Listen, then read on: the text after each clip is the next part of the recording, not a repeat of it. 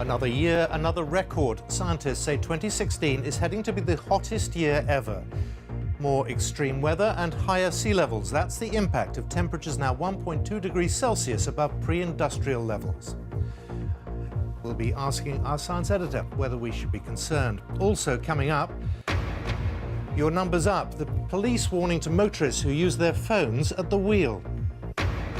Dementia, including Alzheimer's, has overtaken heart disease as the leading cause of death in England and Wales. Well, working well, Boris Johnson gives an upbeat assessment of Britain's relationship with Donald Trump. Bigger and brighter. Tonight's the night to see the moon as you've never seen it before. But that's only if the weather allows. In the south, reunited thanks to public pressure, a cancer patient and the sister who could save her life. And losing out on a lifeline, the budget cuts, which mean eligible people aren't getting their meals on wheels.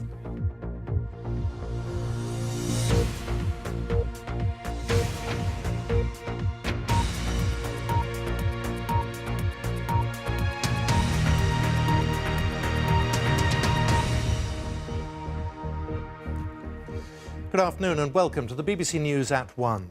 This year, 2016, is likely to be the hottest year ever, with average global temperatures 1.2 degrees Celsius higher than they were when measurements began in the 19th century. The World Meteorological Organization, that's the UN's weather agency, says temperature rises are getting close to the limit set by the Global Climate Agreement adopted in Paris last year. Scientists, though, say this year's temperatures were boosted by the El Niño weather event.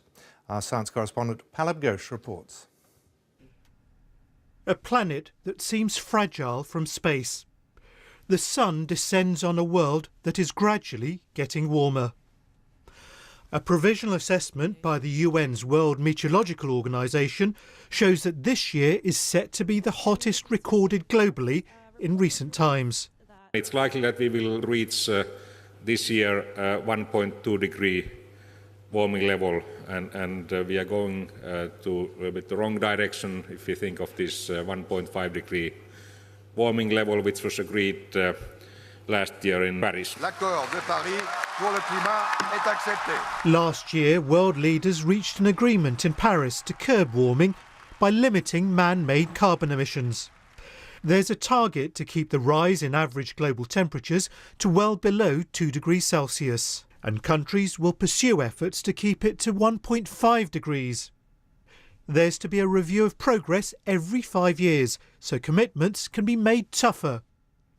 The long-term aim for CO2 and other warming gases is that emissions should peak as soon as possible, and then be cut rapidly to the point where they're emitted no more than nature can soak up.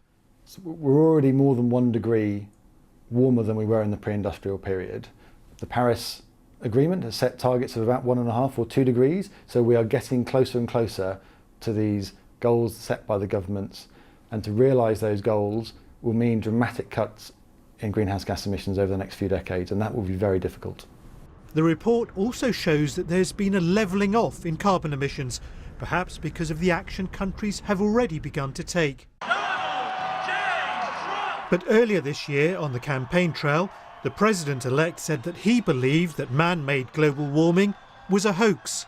I think it's a big scam for a lot of people to make a lot of money. In the meantime, China is eating our lunch because they don't partake in all of the rules and regulations that we do. The activity of one of the Earth's natural weather systems, known as El Niño, has contributed to the spike in recent global temperatures.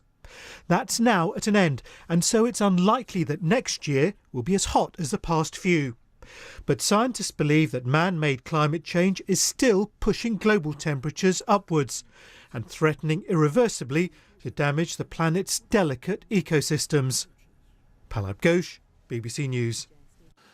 Well, our science editor, David Shukman, is here with me now. So how concerned should we be? Well, it's the third year in a row that we've seen record temperatures. So that's in itself kind of interesting and possibly concerning. But what really matters is how this is nudging the planet closer and closer to limits of warming that scientists have established as relatively safe. So a rise of 1.5 degrees Celsius above pre-industrial levels is always seen as a kind of benchmark. But we're now at 1.2 2, as we've been hearing, which takes us really into difficult territory, because the whole point of what's at stake here is, can you turn the global economy round, move it away from fossil fuels, bring carbon emissions down in time to head off the worst effects of global warming? As we saw in Palab's report, new man in the White House, a different approach to climate change. Well, yes, I mean, it's ironic that just as the Paris Agreement comes into force on November the 4th, the first time the world has got together to try to tackle this problem in a united way, and the cornerstone of that was the relationship between America and China, particularly Barack Obama, but put a huge effort into making this work. Now, if the new guy calls climate change a hoax, and no one really knows what he's going to do, threats to pull out of the Paris Agreement, at the very least it's creating massive uncertainty. At the worst, in terms of tackling climate change, it could actually dismantle the whole system. David, thank you very much. David Shupman. The health think tank, the King's Fund, says major plans to cut and change hospital services in England have been drawn up without any meaningful involvement from frontline staff or patients. NHS England says now is the time for the public to get involved in what it calls its 5-year plan. Our health editor, Hugh Pym, reports. It's seen as the most significant rethink of how health services are delivered in England in years. At a time of rising patient demand, a key aim is looking after more people away from hospitals. The King's Fund notes that the sustainability and transformation plans offer the best hope for improving care.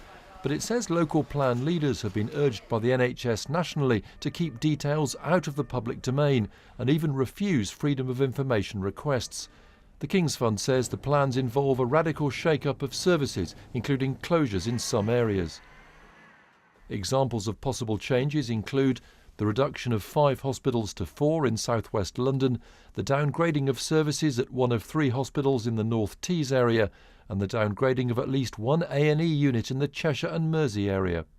The cuts in the plans that I've reviewed mainly affect hospital services, so reducing the number of beds within the acute hospitals, changing where care is delivered by concentrating A&E services or maternity services in fewer hospitals where that has the potential to deliver better care and to release resources.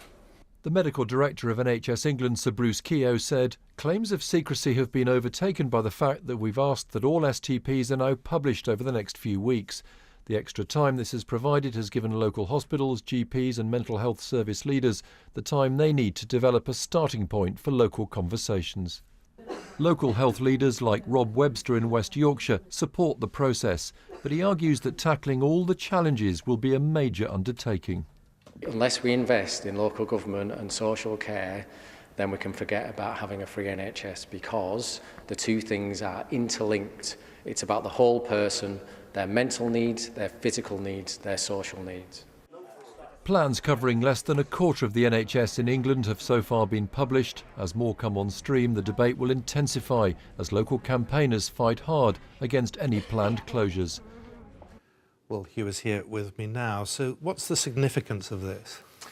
Well, Simon, these plans are highly significant for the NHS in England. They're all being drawn up locally in 44 areas, and that, I think, has been the issue, that they've been a bit below the radar for the last few months. And it's all about the NHS grappling with the fact that patient demand is going up, resources are limited, and it's trying to treat more people out of hospitals, and it's getting all these areas to say how can they work out the best use of the resources and services they've got. But this could involve closures, rationalisation and all that sort of thing. And I think the King's Fund finding that it's all been done with national leaders telling the local health teams, look, don't go out of your way to tell people about this, resist freedom of information requests, has been pretty damaging. And I think it casts a cloud over the whole process, which health leaders do think is a good thing. They think these issues do have to be grappled with, but obviously they're very controversial. Well, how does the NHS respond to those allegations of secrecy, basically?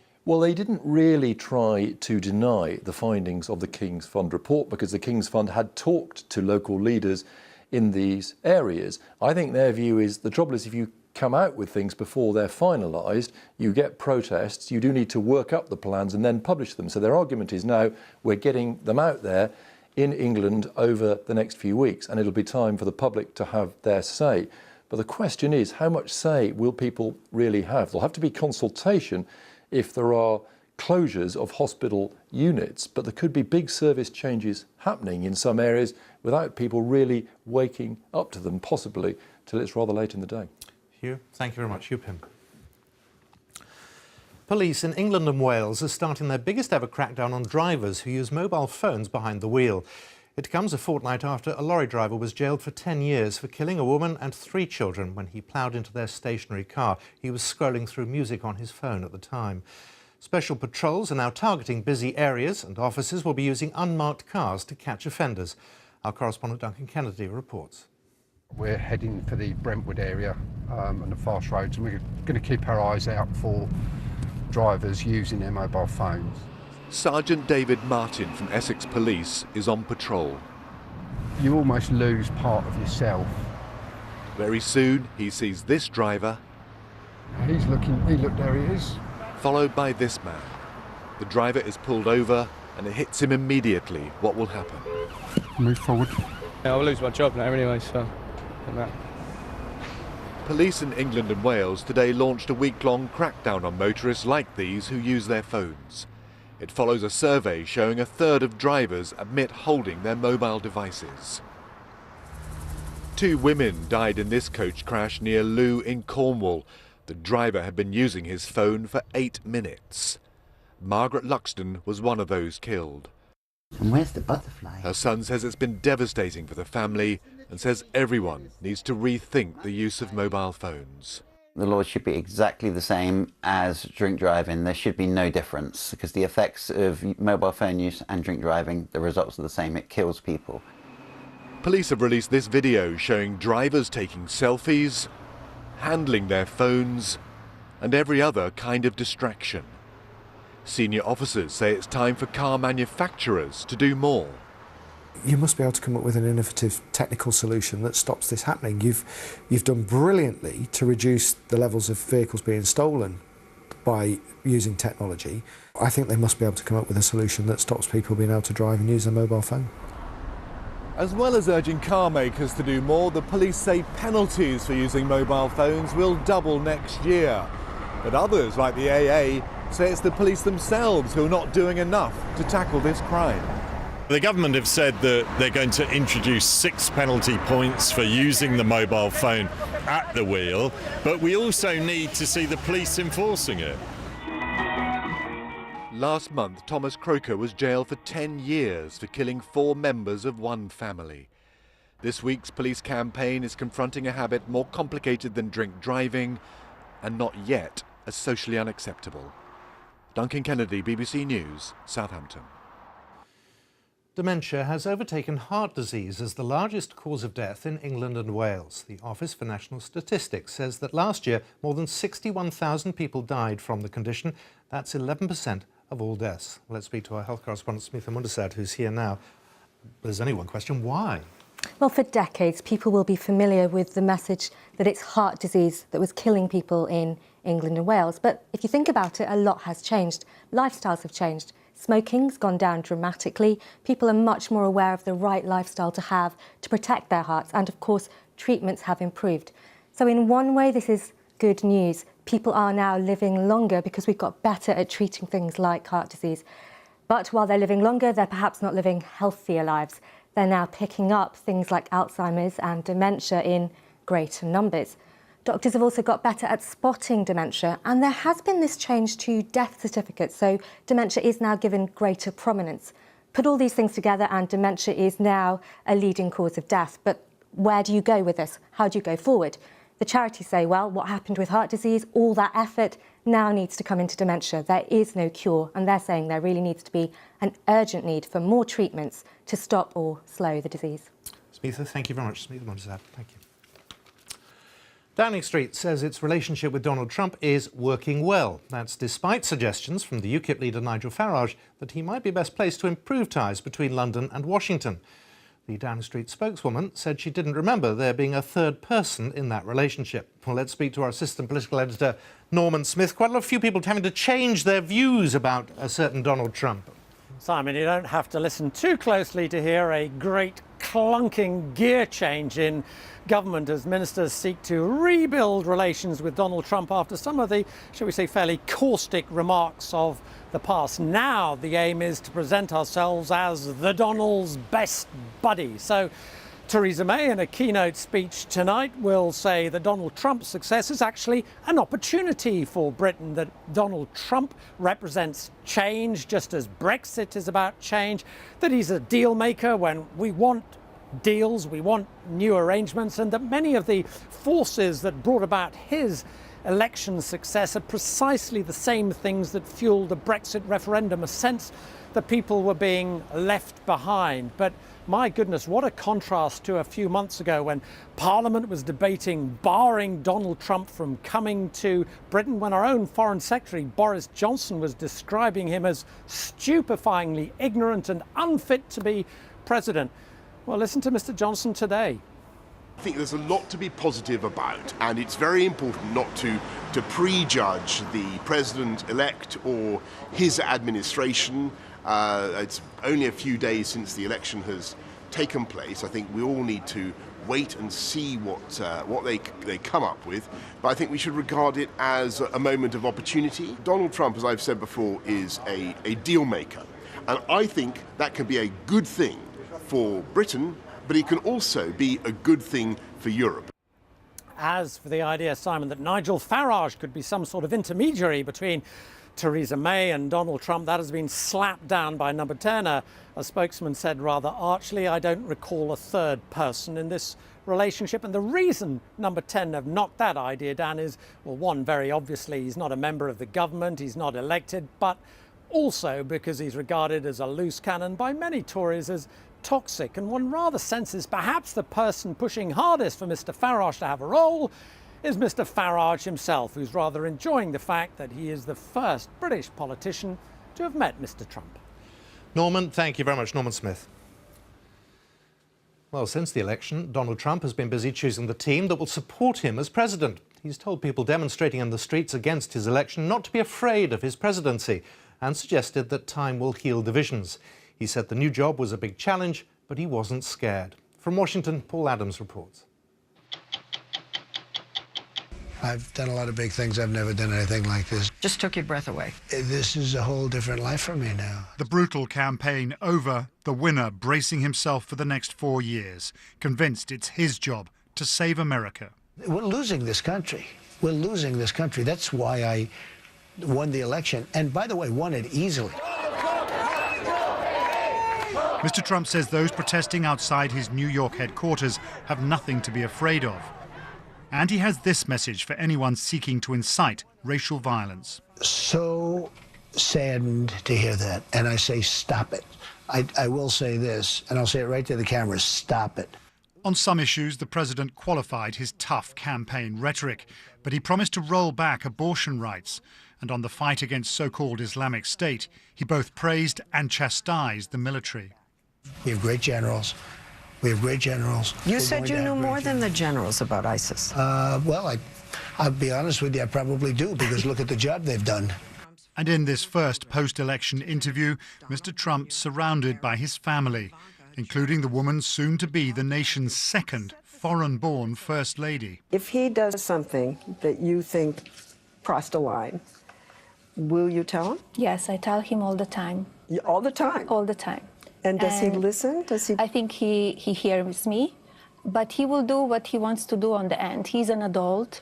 He knows the consequences. And I give him my opinion, and he could do whatever he likes with it. There's Reince, come up here. Where is Reince? Get over here, Reince. And now come the first crucial appointments. Mr. Trump's chief of staff will be Reince Priebus, part of the Republican establishment. But his chief strategist, Steve Bannon, is a controversial right-wing firebrand. Two very different figures. Paul Adams, BBC News, New York. It's coming up to 1:20. Our top story this lunchtime. Scientists say 2016 is heading to be the hottest year ever recorded, with temperature increases getting close to the global climate agreement. Still to come, 2 earthquakes in 2 days hit New Zealand. Aftershocks are still being felt. And in South today, a 24-hour strike at the atomic weapons establishment as workers walk out over pension plans. And missing out on Meals on Wheels, how thousands of eligible people are losing out because of budget cuts. New Zealand has been hit by another earthquake hours after a major quake killed 2 people. The quake, with a magnitude of 6.2, struck just before 1 o'clock this morning UK time, northeast of Christchurch. There are no reports of casualties, but as you can see, many buildings have been razed to the ground or severely damaged. Many more have been evacuated. Many schools and offices remain closed while engineers check the buildings. Our correspondent Hal Griffith sent this report. Homes flattened to their foundations. Roads and railways snapped out of shape. An earthquake deep underground has left its mark across New Zealand. Many Kiwis say the first tremor was one of the longest they've ever experienced. It's been followed by more than 24 hours of nerve-wracking aftershocks. Caravan started shaking, and we wake up with a big fright, what's going on? Look outside, see the cars moving around, the caravans moving. It was hard. Sorry. Do you want us to? I was in the Christchurch once, and that's just one little bag. The greatest impact has been felt in Kaikoura, a tourist town famous for its whale watching. Cut off by road, its residents were left watching the seas in fear a tsunami would land on their shores. New Zealand's Prime Minister has pledged the Navy will eventually bring aid. The only way through is flying people in and out. There's quite a number of tourists now who are ultimately stuck with international connections, so we'll have to think about that. There's also the longevity of the businesses here that in the short term aren't going to get a lot of custom, because again, there's no access point in and out. It's believed the injury toll could have been much worse had the earthquake struck in the day or in a city centre. The cost of cleaning up has already been put in the billions. It will take months to piece some businesses back together. But for now, the focus remains on reaching those who've been stranded and ensuring everyone and everything remains safe. Howell Griffith, BBC News, Christchurch. Every 4 minutes in the UK, someone dies from cancer. While years of research have led to improvements in diagnosis and treatments, we still have the worst survival rate in Europe. But that's not the full story. Experts say that where you live can also have an effect, with people in poorer areas more likely to be diagnosed at a later stage, reducing their chances of survival. Our health correspondent Dominic Hughes reports on a project which is trying to target those who are most at risk. Last week, Michael Brady received some bad news. He was diagnosed with lung cancer. Once a heavy smoker, he already suffers from the lung condition COPD. But now, with a new battle on his hands, Michael is determined to carry on an active life. If it had gone on any longer, it possibly wouldn't have been curable. But I think 99% in my own mind, it's curable. I'm not stressed about it. I'm just carrying my life on as normal. I don't go to bed thinking about it. I don't get up thinking about it like a lot of people do, because I've had quite a few friends in the past that have had cancer and died through it. Michael has lived most of his life in a working-class part of North Manchester, a city that has some of the poorest boroughs in England and cancer rates that are significantly higher than average. Many of those cancers are linked to lifestyle, smoking, eating and drinking. On that basis, more than 4 out of 10 cancers could be prevented. Here in Manchester, of all the premature deaths caused by cancer in those under the age of 75, it's lung cancer that is the biggest killer. And the really difficult thing about lung cancer is it's extremely hard to spot until it's too late.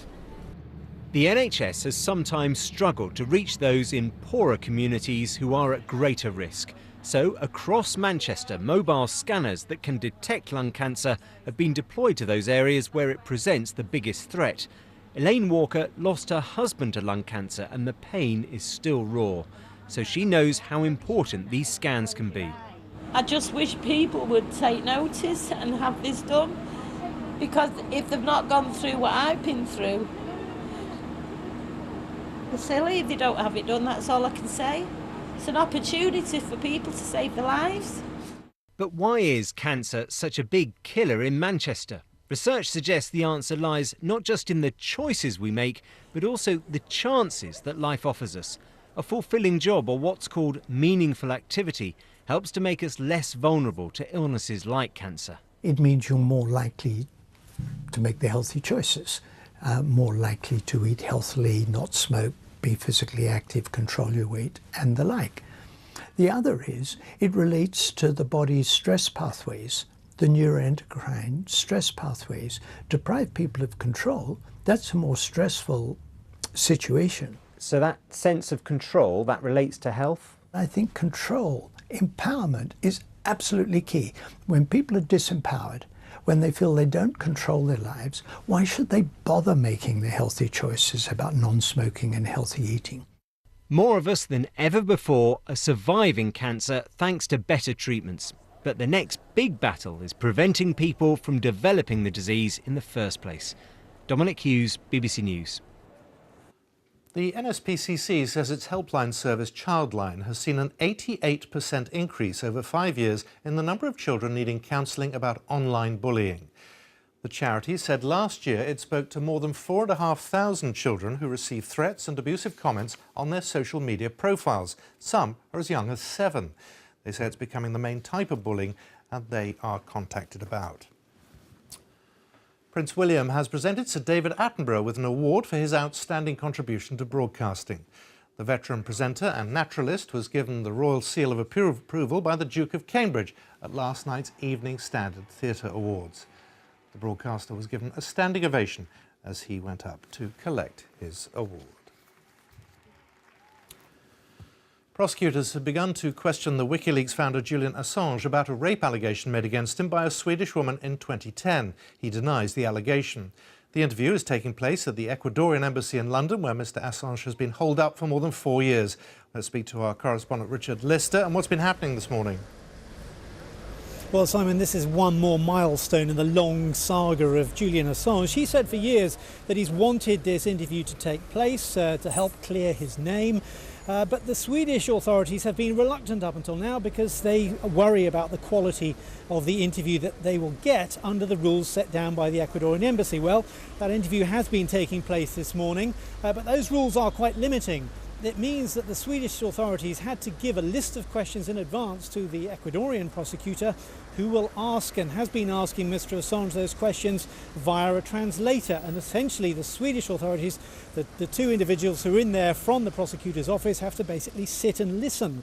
They will eventually be provided with a transcript, but of course the questioning process could take at least 2 days. They will get a transcript from this, and on that basis of that transcript they will decide whether or not they want to formally charge Mr Assange with this rape allegation that stems back to 2010. But whether or not they do charge him seems unlikely to make much of a difference to Mr Assange's situation, because if they do decide to charge him, and they say that they do want to extradite him to Sweden, he will almost certainly say no, on the basis that he's saying no at the moment, that he fears possible onward extradition to the United States for possible prosecution about the WikiLeaks release of sensitive information about the American military and diplomacy. So he's not likely to move if they say they are going to prosecute him, and if they say they're not going to prosecute him, he's still unlikely to move, because of course he also faces potential extradition by the UK authorities. It would seem, Simon, that the only thing that would stop him well, let's just see who's at. That looks like the Swedish prosecutor going now. They've just broken for lunch. She will be off, but we imagine she will come back later this afternoon to continue the questioning of Julian Assange. Simon? Richard Lister at the Ecuadorian embassy in London. Thank you very much. Now, if you're lucky enough to get a clear sky tonight, then you'll get the chance to see the moon at its biggest and brightest. It's called a supermoon, and it won't be this close again until the end of November 2034. Well, why is it happening? Here's the science bit. As the moon orbits the Earth, it travels in an elliptical or oval shape, which means that its distance from our planet isn't constant, but varies. Tonight, it makes its closest pass to the Earth, and because it coincides with a full moon, it's known as a supermoon. At this time, scientists say it can appear larger and up to 30% brighter than when it's at its furthest point away.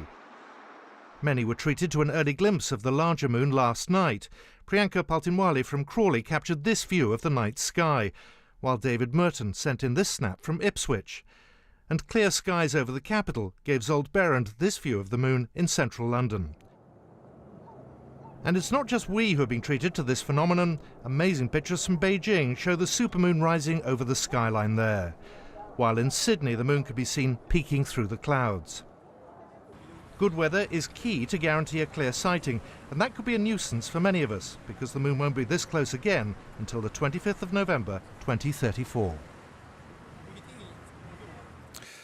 We may have some rather bad news for you. Well, Stav has at least, because where have you got to go for a good chance to see this thing? It's very mild. We've got a lot of cloud coming in off the Atlantic, Simon, so it does look like it's going to be pretty cloudy for most of us, but I'd say possibly northeast of Scotland we could see the best of the breaks, because that's where we're going to have the best of the breaks today. But we start this week off on a very mild note. Our Atlantic winds bringing in all that mild air, but also a lot of low cloud, mist and murk, some drizzle as well. But by the end of the week, we have the colder air moving in from the north, and that means we'll see the sunshine, but also return to the overnight frosts.